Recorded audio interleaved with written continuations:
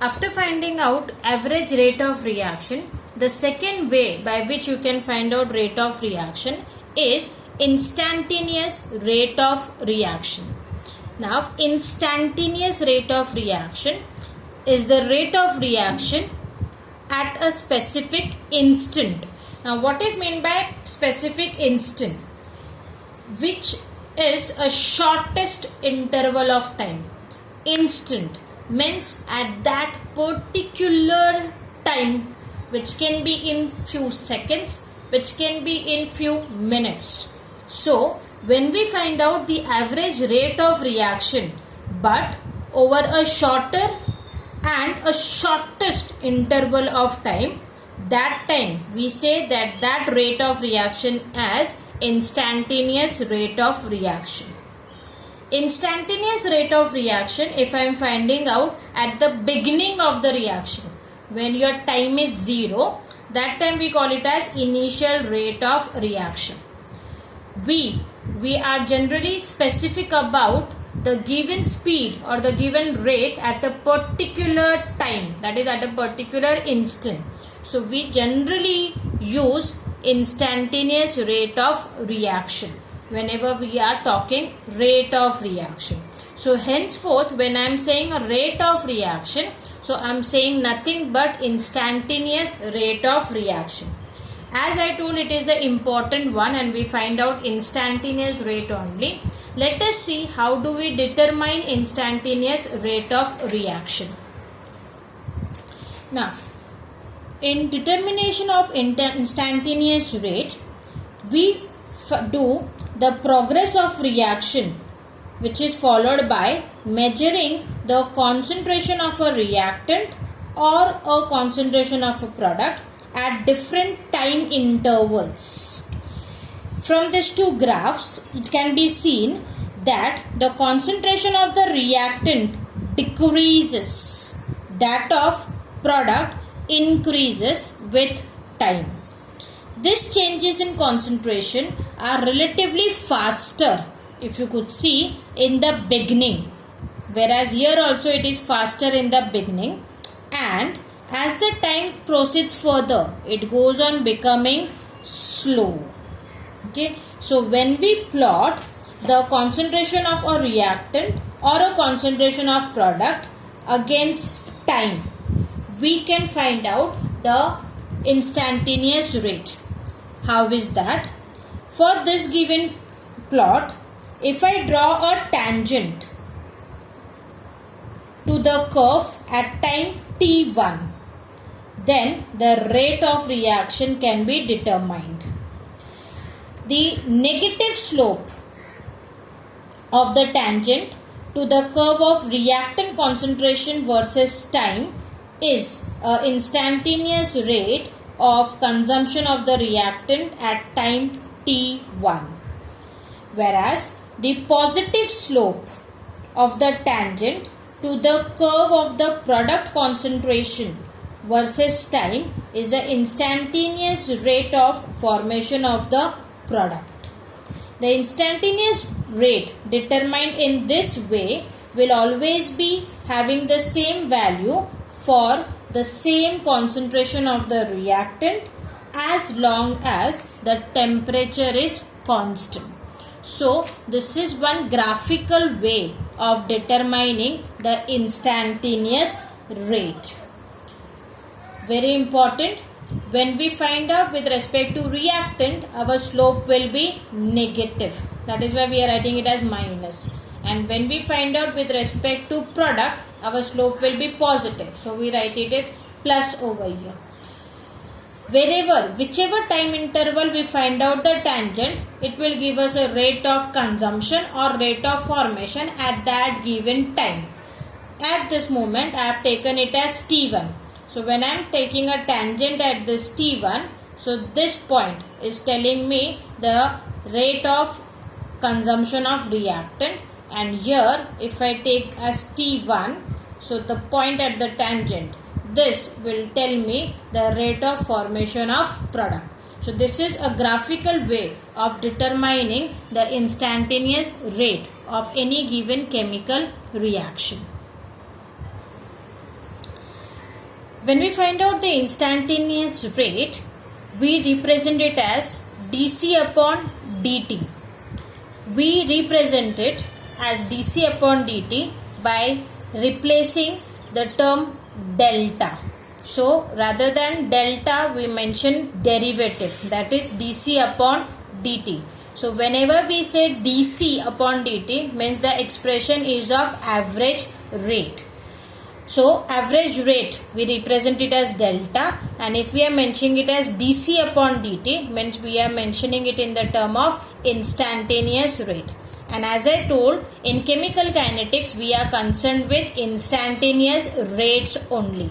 So henceforth, whenever I am using a term rate of reaction, means by default I am calculating the instantaneous rate, which will be determined in the form of derivative and not in the form of delta. That is the most important point, because many a time they give us a question as to find out the average rate of reaction.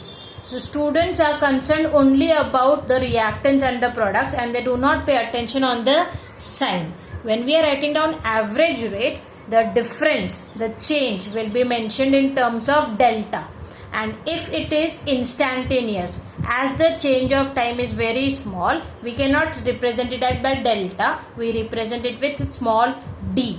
So delta determines average rate of reaction and d determines instantaneous rate of reaction, which is also commonly called rate of reaction. For finding out the instantaneous rate, that is rate of reaction, suppose if I consider a reaction A giving me B, so the rate of consumption of A at any time t will be written as minus d, that is change in concentration of A upon dt, that is change in time.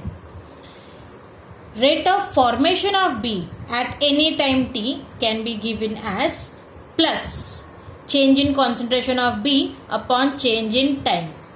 Please remember, I have told rate means nothing but instantaneous rate. So we will be mentioning them into the term of small d, because the time interval is small. That is rate of consumption and rate of formation.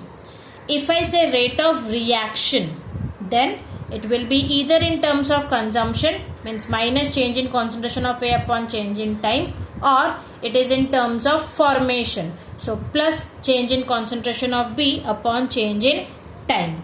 Now in this, as our given reaction has 1 mole, whatever is the consumption, same will be our rate of reaction. That is an important note to remember. We did not consider any reaction who has got some stoichiometric coefficients. If there are stoichiometric coefficients, then the formula, then the calculation will be little bit different.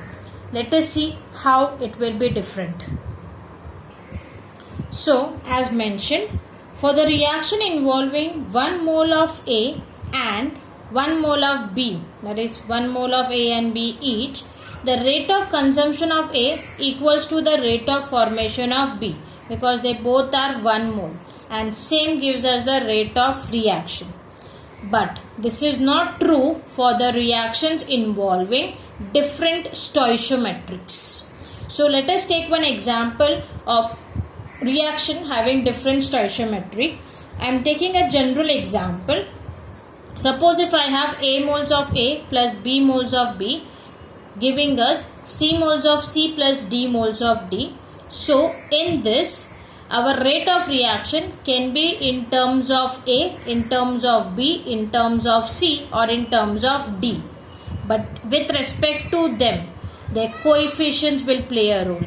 When we have an stoichiometric coefficients, in determining the rate, the stoichiometric coefficient goes in the denominator.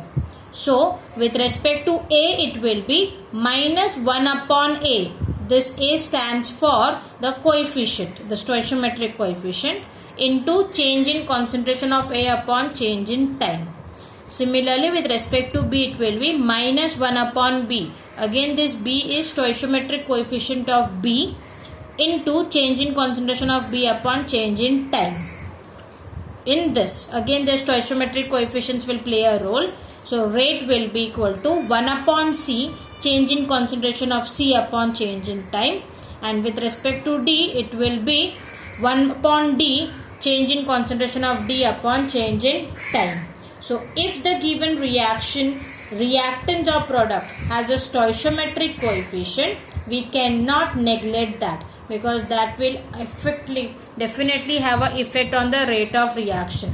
So the stoichiometric coefficients will go in the denominator for any given chemical reaction.